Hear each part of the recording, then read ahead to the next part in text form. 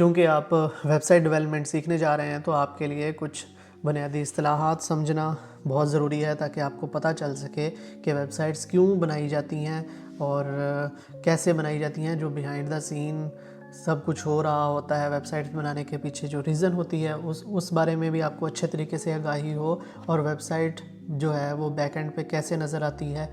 तो बहुत सारी टर्म्स हैं बेसिक, वो भी मैं आपको समझाऊंगा इस वीडियो में, ताकि आपको सारी लॉजिक समझ आ सके कि बिहाइंड द सीन सब कुछ क्या हो रहा है और क्यों हो रहा है। तो सबसे पहले तो जैसे मैंने आपको पिछली वीडियो में बताया था कि वेबसाइट्स बनाने के जो फ़ायदे हैं उनमें से एक फ़ायदा तो ये होता है कि कोई भी बिज़नेस हो, चाहे कोई डॉक्टर हो या प्लम्बर हो या कोई इंजीनियर हो, कोई चाहे कोई बड़ा बिज़नेस है या कोई छोटा बिज़नेस है, तो वो सब वेबसाइट के ज़रिए अपनी जो बिज़नेस की इंफॉर्मेशन है वो पूरी दुनिया के सामने रिप्रेजेंट कर सकते हैं। अब मैं कोशिश करूँगा कि मैं आसान अल्फाज यूज़ करूँ ताकि आपको अच्छे तरीके से ये सब बातों की समझ आ सके। तो अच्छा, अब नेक्स्ट, जो अगर कोई बिज़नेस हो जिसकी वेबसाइट बनी हुई होती है तो लोगों का उस बिज़नेस के ऊपर ट्रस्ट बढ़ जाता है। तो उसका एक प्रूफ होता है, ये एक प्रॉपर बिज़नेस है, वेबसाइट का होना एक प्रूफ होता है कि इन्होंने अपना प्रॉपर तरीके से सीरियसली अपने बिज़नेस को लिया है और ठीक तरीके से अपने बिज़नेस के ऊपर काम कर रहे हैं, और तो इससे ट्रस्ट जो है वो काफ़ी बढ़ जाता है। जो पोटेंशियल क्लाइंट्स होते हैं या कस्टमर्स होते हैं तो वो उस बिज़नेस के ऊपर ट्रस्ट ज़्यादा करते हैं। इस तरीके से अगर हम देखें तो बहुत सारे बिज़नेसेस हैं जो कि सर्विसेज सेल कर रहे होते हैं, तो उनकी वेबसाइट को हम सर्विस बेस्ड बिज़नेसेस कहते हैं। जैसे मैंने आपको बताया कि डॉक्टर्स वगैरह या इंजीनियर्स वगैरह, तो ये सब सर्विस बेस्ड वेबसाइट्स हैं। इस तरह से कुछ बिज़नेसेस होते हैं जो कि प्रोडक्ट्स सेल कर रहे होते हैं। तो जैसे अगर हम लोकली पाकिस्तान में देखें तो दराज एक प्रोडक्ट बेस्ड वेबसाइट है जो कि ई-कॉमर्स वेबसाइट भी हम जिसको कहते हैं, तो उधर बहुत सारी प्रोडक्ट्स सेल होती हैं। इस तरह से कुछ वेबसाइट्स होती हैं जो कि लोकली जो प्रोडक्ट्स तैयार होती हैं, जैसे कमालिया में खद्दर हो गया या मुल्तान में सोन हलवा हो गया, तो इस तरह की प्रोडक्ट सेल करने के लिए भी जो दुकानदार हैं उन्होंने अपनी वेबसाइट्स बनाई होती हैं और उनके ज़रिए वो सेलिंग कर रहे होते हैं। या फिर मियाँ चन्नू में खुशी स्वीट्स का नाम शायद आपने सुना होगा, तो उन्होंने भी अपनी वेबसाइट बनाई हुई है और उधर वो अपनी जो मिठाई वगैरह है वो सेल करते हैं। तो ये सारी एग्जांपल्स जो हैं वो ई-कॉमर्स वेबसाइट्स की हैं। अच्छा, अब ई-कॉमर्स वेबसाइट्स जो होती हैं उनमें भी हम मेनली दो टाइप्स उनको कंसिडर कर सकते हैं। एक तो वो होती हैं जिनके ऊपर एक ही बंदा खुद अपनी उसकी जिसकी वेबसाइट है वही सेलिंग कर रहा होता है, लेकिन कुछ वेबसाइट्स ऐसी होती हैं जिसके ऊपर उन्होंने अलाउ किया होता है कि वो कोई भी आके उधर अपनी प्रोडक्ट सेल कर सकता है और उसमें से वो कमीशन लेते हैं। तो जैसे अगर किसी ने अपनी वेबसाइट के ऊपर अलाउ किया हुआ होगा, जैसे दराज है, तो वो कोई भी बंदा उसके ऊपर जाएगा, अपना अकाउंट बनाएगा और उधर अपनी प्रोडक्ट्स लिस्ट कर देगा, अपनी प्रोडक्ट्स की सारी इन्फॉर्मेशन जो है वो शेयर कर देगा और उसकी तस्वीर वगैरह या वीडियोस वगैरह, टाइटल वगैरह लिखेगा, डिस्क्रिप्शन लिखेगा। तो उसके बाद जब भी कोई उधर से ऑर्डर आएगा तो वो उसके मुख्तलिफ़ तरीके होते हैं। कुछ जो सेलर्स होते हैं वो ख़ुद फुलफ़िल करते हैं, यानी प्रोडक्ट ख़ुद डिलीवर करते हैं। कुछ जो प्लेटफार्म्स होते हैं उन्होंने अपने वेयर हाउस में जो अपने पास वो प्रोडक्ट्स रखी हुई होती हैं, दूसरों की प्रोडक्ट्स अपने वेयर हाउस में रखी होती हैं और ख़ुद वो आगे भेज रहे होते हैं। तो इस तरह डिफरेंट टाइप के बिज़नेस मॉडल्स होते हैं, लेकिन सबको किसी ना किसी टाइप की कोई ना कोई वेबसाइट की रिक्वायरमेंट तो होती है। तो डिपेंडिंग ऑन बिज़नेस मॉडल वो हम उन वेबसाइट्स के ऊपर उनकी जो फंक्शनैलिटी उनको रिक्वायर्ड होती है उस तरह की वेबसाइट हम तैयार करते हैं। तो इससे ये वेबसाइट्स बनाने से जो एक बड़ा फ़ायदा बिजनेसेस को होता है कि उस बिज़नेस के ऊपर ट्रस्ट बढ़ जाता है और इस तरीके से उनके लिए जो ग्रोथ के मौके हैं वो बढ़ जाते हैं। तो जो पूरा इंटरनेट है बेसिकली ये सब सारा का सारा वेबसाइट्स का ही मजमूआ है। जितनी भी इंटरनेट के ऊपर जो कुछ भी हम देख रहे हैं तो बेसिकली ये सब वेबसाइट्स ही हैं। बहुत सारी वेबसाइट्स मिलके ही इंटरनेट बना है।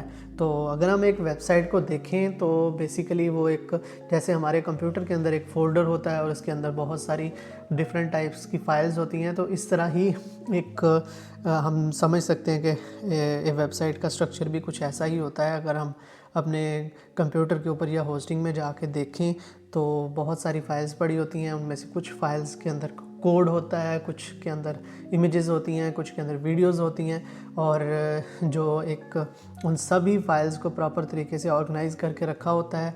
जैसे ही हम इंटरनेट पे जाके कोई यूआरएल टाइप करते हैं तो एक सिस्टम के ज़रिए, एक सीएमएस के ज़रिए, जिसको हम कंटेंट मैनेजमेंट सिस्टम कहते हैं, वो वेबसाइट का डाटा उधर से जिसने टाइप किया होता है, जिस वेबसाइट विजिटर ने जो यूआरएल टाइप किया होता है, तो उस यूआरएल के अकॉर्डिंगली डाटा उधर सेंड कर दिया जाता है।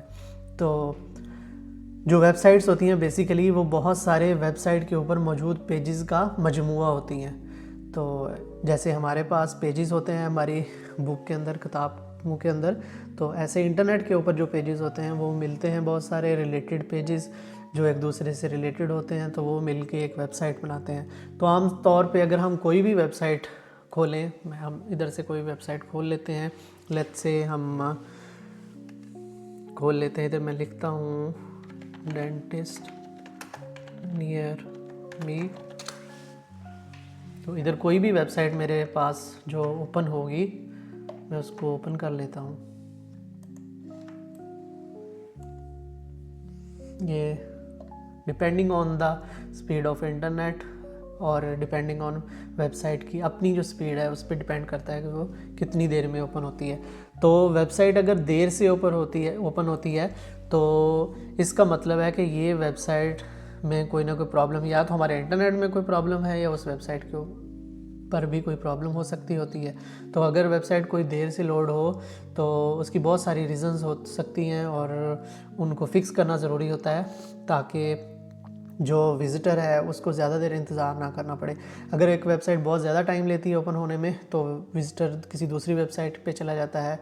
इस तरह जो स्लो वेबसाइट वाला बिज़नेस होता है उसको नुकसान होता है। तो खैर हम डिस्कस ये कर रहे थे कि वेबसाइट के ऊपर मुख्तलिफ़ किस्म के पेजेस होते हैं। आम तौर पे होम पेज वो पेज होता है जो कि बाय डिफ़ॉल्ट जब हम वेबसाइट का यूआरएल टाइप करते हैं, ये वाला .com या .net पे जहाँ पे भी वो यूआरएल एंड हो रहा हो, तो बाय डिफ़ॉल्ट जो पेज आता है उस पेज को हम होम पेज कहते हैं। इसके अलावा कुछ और पेजेस होते हैं जैसे कि अबाउट पेज और कॉन्टैक्ट पेज और सर्विसेज पेजेस।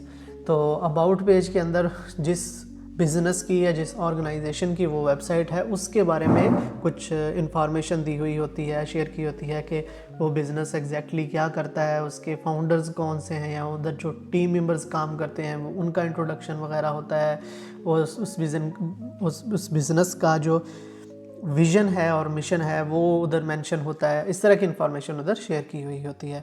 उसकी लोकेशन वगैरह भी हो सकती है, फ़ोन नंबर, ईमेल एड्रेस वगैरह, ये सब कुछ उसके अबाउट पेज के ऊपर आमतौर पे होता है, या फिर फुटर सेक्शन में होता है, या फिर कॉन्टैक्ट पेज पे भी हो सकता है। तो इस तरीके से कॉन्टैक्ट पेज के ऊपर जो है स्पेसिफिकली एक कॉन्टैक्ट फॉर्म दिया हुआ होता है।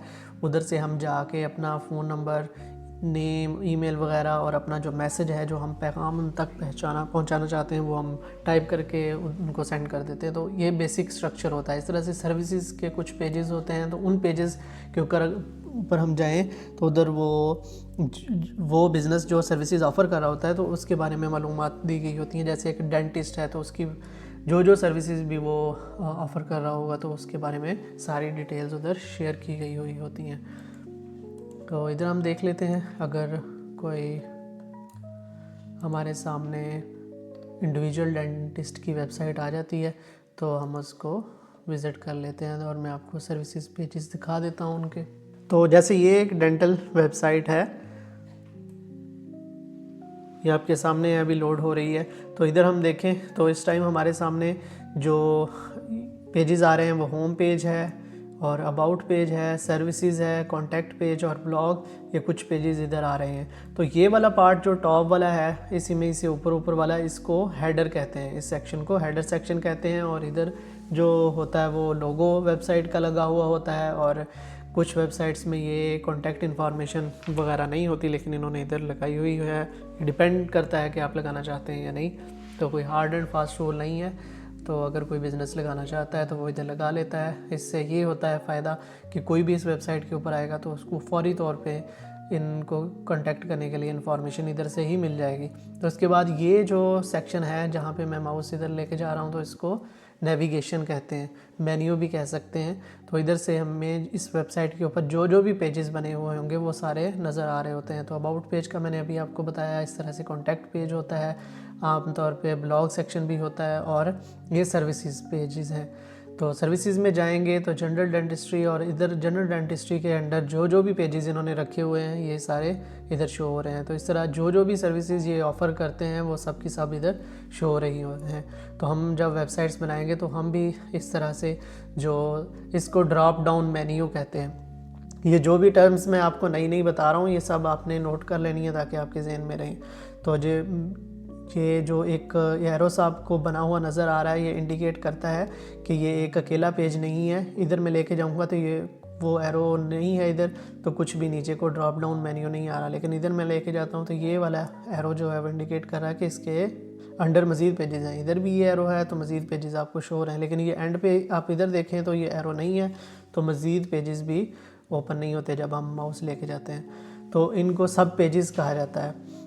तो ये मेन पेजेस हैं, और सर्विसेज के अंडर सब मेन्यू इसको कह सकते हैं। ये मेन मेन्यू है और सर्विसेज के अंडर ये सब मेन्यू है, और उसके अंडर जो पेजेस हैं वो सब शो हो रहे हैं। तो ये टर्म्स आपने याद रखनी है।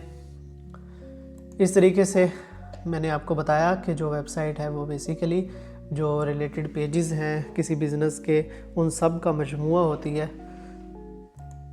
तो अब हम कुछ टाइप्स ऑफ वेबसाइट्स दोबारा डिस्कस कर लेते हैं। तो एक तो बहुत ही कॉमन, आपने गूगल यूज़ किया, आपको पता है गूगल एक सर्च इंजन है।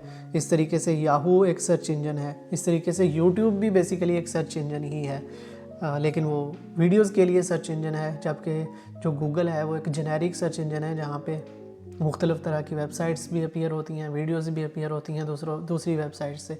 और गूगल और यूट्यूब में दोनों हैं तो सर्च इंजन, लेकिन बेसिक डिफरेंस ये है कि गूगल के ऊपर जो भी वेबसाइट्स होती हैं वो गूगल की अपनी नहीं है, वो सब की सब दूसरों ने जो वेबसाइट्स बनाई हुई हैं गूगल ने उनको अपने पास स्टोर, उनका कुछ डाटा अपने पास स्टोर किया है, और वो हमें सिर्फ सजेशंस दे रहा होता है कि इस चीज़ के लिए, इस सर्च टर्म के लिए, जो भी हम इधर जो भी कुछ लिखते हैं उसको सर्च टर्म कहते हैं। तो उसके अगेंस्ट जो भी हम इधर लिखते हैं तो उसके अगेंस्ट हमें वो जो रिज़ल्ट शो करवा रहा होता है। तो ये सारी वेबसाइट्स जो हैं ये आम बिजनेसेस की हैं, ये गूगल का डाटा नहीं है। गूगल ने सिर्फ़ और सिर्फ इसको थोड़ा सा डाटा अपने पास स्टोर किया हुआ है ताकि वो सर्च टर्म के मुताबिक आपको वेबसाइट ढूंढ के शो करवा सके। तो लेकिन जो यूट्यूब है उसका फ़र्क यह है कि जितनी भी वीडियोस आप यूट्यूब के ऊपर देखते हैं वो सब की सब यूट्यूब के ऊपर ही उनके जो सर्वर है, उनका होस्टिंग सर्वर है, उधर ही स्टोर हैं। लेकिन गूगल में जो वेबसाइट्स आप देखते हैं वो गूगल के सर्वर पर स्टोर नहीं है, बल्कि वो दूसरों के प्राइवेट होस्टिंग सर्वर्स के ऊपर स्टोर हैं। तो नेक्स्ट अगर हम देखें तो ई कॉमर्स स्टोर की बात करें तो अमेज़ॉन का आपने नाम सुना होगा। तो वो एक मल्टी वेंडर स्टोर है जहाँ पे कोई भी जाके सेलिंग कर सकता है। इसी तरह से पाकिस्तान में दराज है। नेक्स्ट सोशल मीडिया वेबसाइट, आपने फेसबुक का नाम सुना होगा, बल्कि आप यूज़ भी करते होंगे। इसी तरह से ट्विटर है, इंस्टाग्राम है, ये सब सोशल मीडिया प्लेटफॉर्म्स की मिसालें हैं। नेक्स्ट अगर आपको मैं बताऊं तो LMS है, जो कि लर्निंग मैनेजमेंट सिस्टम, जो मैंने आपको पिछली वीडियो में भी बताया था। तो इस तरह से डिफरेंट टाइप्स ऑफ वेबसाइट्स हैं। और नेक्स्ट अगर हम देखें तो अगेन वही बात कि पर्पस क्या होता है वेबसाइट का, अपने बिज़नेस के बारे में या अपनी ऑर्गेनाइजेशन के बारे में या अपनी प्रोडक्ट्स के बारे में ग्लोबली दूसरों तक इंफॉर्मेशन पहुंचाना। जो मुख्तलिफ बिजनेसेस हैं डिपेंडिंग ऑन देयर नेचर, ये पर्पस होता है वेबसाइट्स का। और नेक्स्ट अगर हम देखें तो डोमेन नेम जस्ट वेबसाइट का नेम होता है जिससे हम उस वेबसाइट को ओपन करते हैं। होस्टिंग वो कंप्यूटर होता है जो हर वक्त इंटरनेट से कनेक्टेड रहता है और उसके ऊपर किसी वेबसाइट का डाटा पड़ा हुआ होता है, उसकी इमेजेस होती हैं, उसकी कोडिंग फाइल और हर चीज़ उधर पड़ी हुई होती है। तो ये कुछ कोर कॉन्सेप्ट्स हैं जिनको समझना आपके लिए ज़रूरी है अगर आप बिगिनर हैं। तो जो डोमेन नेम है वो आपकी वेबसाइट को रिप्रेजेंट करता है। अगर आप देखें तो एक डोमेन नेम के ऊपर सिर्फ एक ही वेबसाइट ओपन हो सकती है, एक से ज़्यादा वेबसाइट्स ओपन नहीं हो सकती हैं। और इसकी सालाना फ़ी होती है थोड़ी सी, आप कम से कम 1 साल के लिए या फिर ज़्यादा टाइम के लिए भी डोमेन नेम परचेज़ कर सकते हैं, लेकिन कम से कम जो दुरानिया है वो 1 साल होता है। तो अगर आप एक डोमेन नेम एक बार परचेज़ कर लेते हैं तो वो आपके पास ही रहती है जब तक आप उसको रिन्यू करते रहते हैं। तो इसके लिए बहुत सारी कंपनीज़ हैं डोमेन नेम परचेज़ करने के लिए या होस्टिंग परचेज़ करने के लिए, वो हम बाद में देखेंगे उसकी डिटेल्स। और वेब होस्टिंग के बारे में मैंने आपको ऑलरेडी बता दिया। इस तरह से कुछ होस्टिंग सर्वर के अंदर का मंज़र होता है कि बहुत सारी डिवाइसेस, बहुत सारे कंप्यूटर और जो स्टोरेज डिवाइसेस हैं वो पड़ी हुई होती हैं, और इधर सारी जो आपकी वेबसाइट की फ़ाइल्स हैं वो इन कंप्यूटर्स के ऊपर स्टोर होती हैं, और ये 24 आवर्स वर्किंग में होते हैं और इंटरनेट से कनेक्टेड होते हैं। तो अब जो होस्टिंग है उसकी कुछ टाइप्स होती हैं, ये भी आपके लिए जानना ज़रूरी है। जो आमतौर पे छोटे बिजनेसेस यूज़ करते हैं वो शेयर्ड होस्टिंग यूज़ करते हैं। इसके अलावा VPS है, ये आमतौर पे डेडिकेटेड एक थोड़ा शेयर्ड से बेहतर होस्टिंग होती है। जो क्लाउड होस्टिंग है ये मल्टीपल होस्टिंग्स के जो सर्वर्स हैं मल्टीपल डिवाइसेस के ऊपर भी कंसिस्ट कर सकती है, और ये बहुत जो बड़ी ऑर्गेनाइजेशंस हैं आमतौर पे वो ही यूज़ करती हैं। तो अगर आप देखें तो जो वेबसाइट है वो बेसिकली HTML, CSS, जावास्क्रिप्ट और मीडिया फाइल्स इन सब चीज़ों से मिल के बनती है।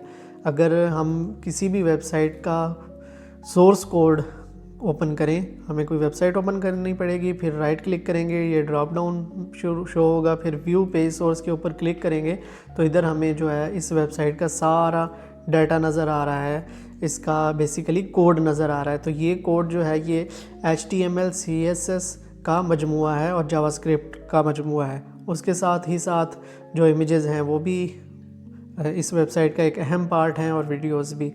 तो इन सब चीज़ों से मिल के जो है वो एक वेबसाइट बनती है।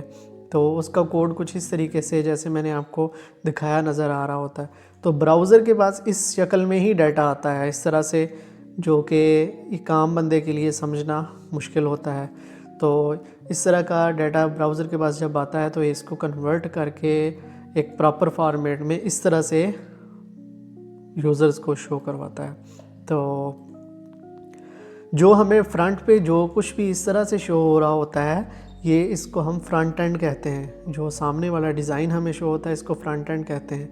और बैक एंड के ऊपर जहाँ से ये सारा कोड वगैरह मैनेज होता है, जो कुछ भी ये इधर लिखा हुआ है और इमेजेस वगैरह लगाई जाती हैं और कोड लिखा जाता है, वेबसाइट को मेंटेनेंस के ऊपर काम किया जाता है, वो सारा जो पार्ट है उसको बैक एंड कहा जाता है। ये दोनों टर्म्स आपके लिए याद रखना बहुत ज़रूरी हैं कि बैक एंड और फ्रंट एंड क्या क्या है। तो नेक्स्ट हम देख लेते हैं स्टैटिक वेबसाइट्स। ऐसी वेबसाइट्स होती हैं जिनका जो डाटा है वो बहुत ज़्यादा एडिट जो है करने के लिए उसके कोडिंग में ही चेंजेस करनी पड़ती हैं। उनके लिए कोई ऐसा वो आपके पास यूज़र इंटरफेस नहीं होता कि आप जाके उसको ख़ुद से एडिट करें, यानी कि बग़ैर कोडिंग वाले हिस्से में जाए बग़ैर आप एडिट कर सकें। तो जो आमतौर पे स्टैटिक वेबसाइट्स होती हैं उनमें इस तरह से नहीं होता। उनमें आमतौर पे आपको जाके डायरेक्ट कोड में चेंजेस करनी पड़ती हैं। और अब आमतौर पे जो वेबसाइट्स बनती हैं वो डायनामिक वेबसाइट्स होती हैं, और उनके लिए उन वेबसाइट्स को मैनेज करने के लिए आपको कोड में चेंजेस नहीं करना पड़ती। अगर आपने कोई भी चीज़ अपडेट करनी है उस वेबसाइट के अंदर तो आपको कोड से छेड़छाड़ नहीं करनी पड़ती। आप बग़ैर कोड को चेंज किए भी उन वेबसाइट्स को अपडेट कर सकते होते हैं। तो एक और अहम टर्म है जिसके बारे में आपके लिए समझना और जानना बहुत ज़रूरी है, उसका नाम है CMS। तो CMS से मुराद है कंटेंट मैनेजमेंट सिस्टम, यानी कि एक ऐसा सॉफ्टवेयर जिसके ज़रिए आप कंटेंट को मैनेज कर सकते हैं। तो कंटेंट बेसिकली क्या है, इधर मैनेजमेंट का भी आपको पता होगा, सिस्टम का भी। तो कंटेंट क्या है? कंटेंट बेसिकली जो वेबसाइट के ऊपर इमेजेस और वीडियोस और टेक्स्ट नज़र आ रहा होता है, हर तरह की इंफॉर्मेशन नज़र आ रही होती है, वो सब कुछ जो है वो कंटेंट है। तो उस कंटेंट को मैनेज करने के लिए ताकि वो आसानी से उसको प्लेस किया जा सके, उसको ऑर्गेनाइज़ करके तरतीब से रखा जा सके हर चीज़ को, तो उसके लिए जो सिस्टम यूज़ होता है, जो सॉफ्टवेयर यूज़ होता है, वो वर्डप्रेस एक कंटेंट मैनेजमेंट सिस्टम है। इसके अलावा भी कुछ कंटेंट मैनेजमेंट सिस्टम्स हैं, जैसे मैंने बताया था आपको ड्रूपल वगैरह, तो लेकिन जो हम यूज़ करेंगे वो वर्डप्रेस है। तो मैंने बताया था आपको अभी कि जो कोड होता है उसमें HTML और CSS और जावास्क्रिप्ट यूज़ होती है। अगर आपने कोडिंग सीखनी हो तो आपको ये लैंग्वेजेस सीखना पड़ती हैं। इसके अलावा PHP लैंग्वेज भी सीखी जाती है और डेटाबेस की लैंग्वेजेस भी सीखी जाती हैं। और अगर आप चाहते हैं कि आप बग़ैर कोडिंग के काम करें, आप CMS यूज़ करते हैं फिर, और वो CMS में हम वर्डप्रेस यूज़ करेंगे। लेकिन इसके अलावा जो शॉपिफाई है वो भी यूज़ किया जा सकता है, लेकिन शॉपिफाई है ई-कॉमर्स वेबसाइट्स को क्रिएट करने के लिए स्पेशली वो बनाया गया, जबकि वर्डप्रेस ऐसा CMS है जिसके ऊपर तकरीबन हर किस्म की वेबसाइट्स ही बन जाती हैं। इसके अलावा एक जुमला भी एक CMS है। तो पेज बिल्डर्स भी एक अहम टर्म है। पेज बिल्डर बेसिकली जो वेबसाइट का ये वाला डिज़ाइन नज़र आ रहा है कि कौन सी इमेज की कहाँ आएगी, किस जगह पे कौन सा कलर आएगा, तो ये सारी चीज़ें जो हैं ये जो पेज बिल्डर होता है उसके ज़रिए कंट्रोल की जाती हैं। तो जो भी फ्रंट पे नज़र आ रहा है ये सारा डिज़ाइन हम पेज बिल्डर के ज़रिए कंट्रोल करेंगे। तो वर्डप्रेस के अपने भी बहुत सारे पेज बिल्डर्स हैं, लेकिन वर्डप्रेस के अलावा हम देखें तो कुछ और कंपनीज़ भी हैं जिनके पेज बिल्डर्स काफ़ी मशहूर हैं, जिनमें विक्स, स्क्वेयरस्पेस और वेबफ्लो। और लेकिन अगर हम वर्डप्रेस की बात करें तो इसके जो पेज बिल्डर्स हैं उनमें एलिमेंटर है और टिवी है, अवाडा है, इस तरह से ब्रिक्स है। इनमें से जो हम यूज़ करेंगे वो एलिमेंटर होगा। तो नेक्स्ट हम कुछ यहाँ पे एडवांस टॉपिक्स आ गए हैं, इनको हम रहने देते हैं, डिस्कस अभी नहीं करते। लेकिन स्पीड एक बहुत अहम मैटर है जिसका मैंने आपको बताया कि इसकी बहुत इम्पोर्टेंस है। और अगर एक वेबसाइट देर से लोड होती है तो जो उस वेबसाइट को विज़िट करने वाले उसके विज़िटर्स होते हैं वो उस वेबसाइट को विज़िट करना प्रेफर नहीं करते और उसकी जगह पे कोई और वेबसाइट विज़िट कर लेते हैं, और इस तरह से जो स्लो वेबसाइट का बिज़नेस होता है उसको नुकसान होता है। तो करियर अपॉर्चुनिटीज़ हम देख लेते हैं कि अगर आप देखें तो वेबसाइट डेवलपमेंट की फील्ड में आप डिज़ाइनर के तौर पे भी काम कर सकते हैं, आप वेब डेवलपर के तौर पे भी काम कर सकते हैं, और SEO स्पेशलिस्ट। अब इनमें फ़र्क क्या है? डिज़ाइनर से मुराद है जो डिज़ाइन आपको यहाँ पे सारा कुछ नज़र आ रहा है, तो आप इस तरह के डिज़ाइंस बना सकते हैं। आप कोड नहीं लिखेंगे, आप जस्ट एक सॉफ्टवेयर यूज़ करेंगे और इस तरह का डिज़ाइन बना देंगे। जिस तरह फिग्मा एक सॉफ्टवेयर है जो कि डिज़ाइनिंग के लिए, वेबसाइट को डिज़ाइन करने के लिए यूज़ किया जाता है, वो एक अलग पार्ट है।